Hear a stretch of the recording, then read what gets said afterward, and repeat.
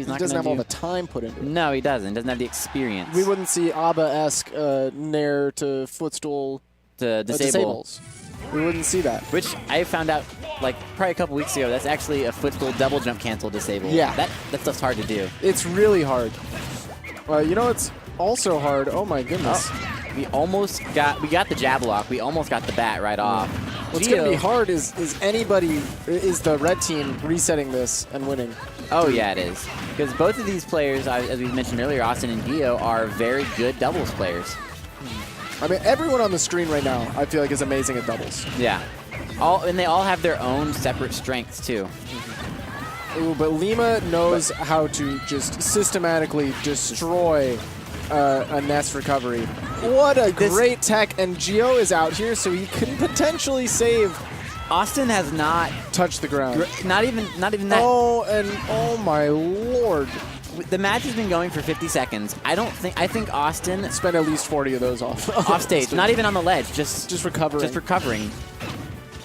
That's Lima versus Ness. If any aspiring Bayo mains want to learn about like different matchups or how you should play Bayo in a certain matchup, because she can do so many different things. If you want to learn how Bayo plays up against Ness, watch Lima. Lima's the one to watch. I mean, there's the infamous Nakat set by now. So much experience going up against Awestin week to week. There's so many VODs for you to look at as a result. There really is. And right now, honestly, Dakpo, Lima have a pretty comfortable lead. They are both sitting at high percents. It can change very quickly with the kill power on the blue team. Right, but if the blue team gets a little lax and doesn't finish off these stocks quickly enough, they're already racking up a good amount of damage on Ness. And against Lima, Ness can die at any percent. Oh, yeah. Back throw, Back throw going to take it. Oh. How is if he had done? I think if he had done the kick that goes through, he would have killed. And I think Awestin was just a little late on an up air follow up as well. Awestin didn't know if he needed to go for it. Yeah, because he wasn't sure if Gio was just going to kick forward or kick back. All right, are we going to see a repeat? He went for the high recovery, but I think Lima didn't reverse that up B like he maybe intended to, and as a result, Awestin got flung back into center stage. Yeah, that's honestly always one of my really interesting tech to see Bayos do and be very aware of, because it can be very scary when you B reverse that up B off stage to knock him outwards, but it's always useful. Like, there's never a situation. Wow. Oh, okay, now we have an even game outside of percents, but, you know, Awestin getting that kill is almost like retribution for what Lima did to him the first stock. One thing I think is really interesting is, wow, and he missed the sweet spot.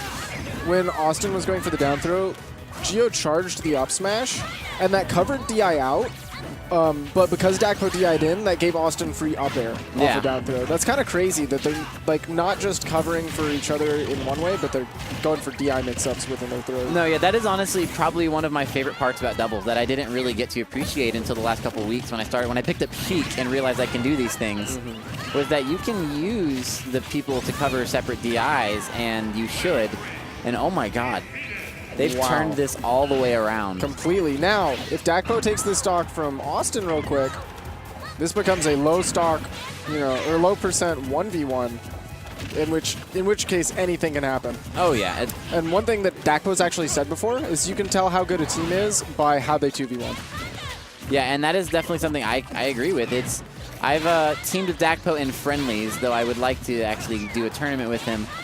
And he basically, one of the things he told me was, he was like, you need to be able to trust that your teammate can handle it. Like, he's there for a reason. He's not just going to sit there and wait on everything, you know? And that's what it looks like Awestin and Gio are really good at doing, is trusting each other. They're here for each other. They're covering different options. And as a result, especially, oh my goodness, trying to deal with PK Thunder while there's another body there fighting against you, that's very difficult. So difficult. I've done double Nest teams in the past. In the 2v1, you don't even have to do anything. You just throw PK Thunder around. Two PK Thunders. Two PK Thunders just going around. If you do it right, they like can't do anything. Their movement's so constricted, they're just getting hit by one, and then it's a volley of PK Thunders. Exactly. And it's, I mean, this is basically the same thing when you have a player like Gio who's very movement-based, very likes to get in and out, knows his spacing really well. With the burst range that Corrin has, oh my goodness, you can dodge you can air dodge through the PK Thunder, but then there's, you know, a tipper pin waiting for you, or an up air, or anything, something like that. Just he tosses you back off stage, and forward throws you, and then You have to get back, and there's more PK Thunders. You know, there's just so much coverage there. I feel like they're both really comfortable with that. So we saw, at first, Dakpo maybe had a little bit of movement going, but once they figured out how Dakpo wanted to move against both of them, they locked him down pretty quick. Yeah, it also helped that they kind of just kind of gave him a little bit of percent for a little while, and then the PK Thunder started to really take effect. Yeah. But, you know, blue team starting off a little stronger this game than before, much more even so far, but we're going to see in a minute. Ooh. Wow, Lima is deep off stage. He has a lot of resources left, though, so he's totally fine. That is one thing I've never seen Lima drop is the triple jump. Yeah. Not in a long, long time. Good. Forward throw to up air. Very normal. Good combo. Quick damage, you know. Good DI on that back air, though. Ooh, okay, Gio didn't quite cover the ground for Dakpo air dodging through Awestin there. So he got back down for free, and it's a reset to neutral. As neutral as doubles can be. Yeah. It's really weird. Neutral is a very weird area in doubles. Barely missing that pin.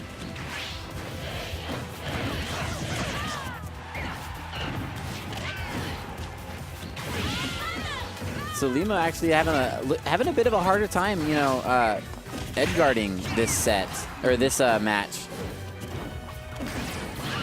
Wow. Okay, does manage to get the grab. It's so jarring sometimes when Bayo goes for the witch time and it's still throw invincible. Yeah. But it has so much lag afterwards anyway. You just run up and grab her. Yeah, it doesn't really matter at that point. You just kind of do it. You might have missed the first one.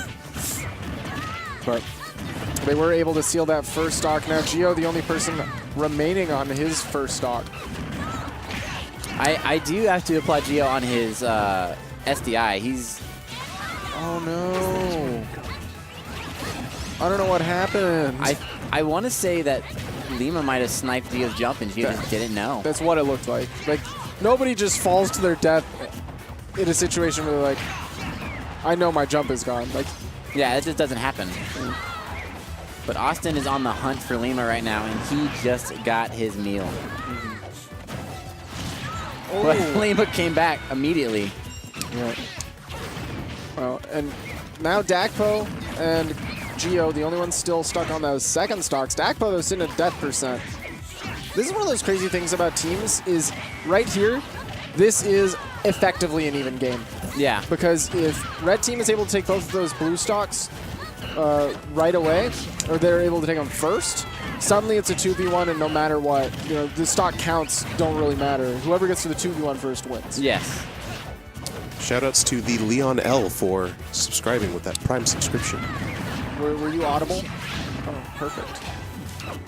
Yeah, I like when M is audible. Yeah, I like when M is audible because A, I don't have to repeat what he said poorly, and B, he's just got such a sultry voice. He does. I was thinking the same thing. It's really nice to hear. That's very nice. Anyway. Back in it, and we still have same stock counts going on until Lima came in. And like I said, this is totally even because Gio right now is sitting at a percent where he could absolutely get set up into death. I mean, it's going to be the first stock to be taken is the deciding stock. Yeah, it should determine the game. Because all these players are so good at... Oh, Dakpo went a little deep off stage with that forward air. If he was able to recover and it weren't the same situation for Gio, maybe that was a situation that he could bring it back. That was all that was in his mind was if this fair pushes him too far out, then he can't recover. Then it's a 1v1, yeah, and it's winnable. Yes. Versus a 2v1 where Dakpo knows against these two competent opponents, it should not be a winnable situation.